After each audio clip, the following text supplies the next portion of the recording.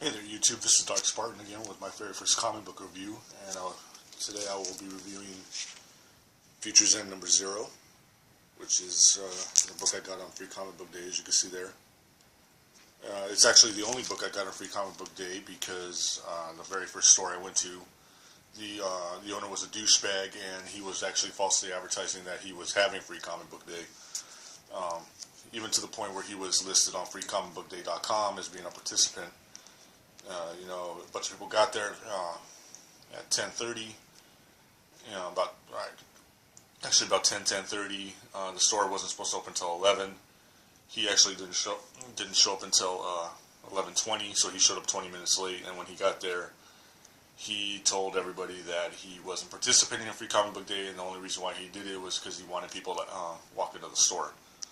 Well, a lot of people ended up walking out of the store, myself included, and I vowed I would never go back. So I went to another store that was on the other side of town, and they were pretty much almost all out of their copies that they had for Free Comic Book Day because they were participating. But one of the guys working the counter was actually nice enough to give me his copy of Future's End 0, so it was really cool of him. First off, with Future's End 0, the one thing I really want to talk about is how cool the cover looks there. As you can see, you got Batman Beyond, because this is actually the story that introduces Batman Beyond into the continuity. So I really thought that was a cool cover, putting him front and center, really.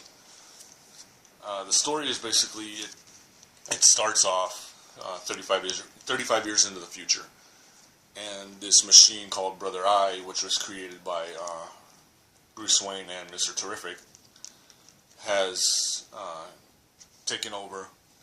He has pretty much destroyed everything and turned all the heroes into cyborgs, save for a few who have formed an underground resistance movement. Some of these are, the Flash, the original Batman, Bruce Wayne, and Batman Beyond. And Batman has this plan to go back in time and prevent his past self and Mr. Terrific from ever developing Brother Eye. Unfortunately, Brother Eye's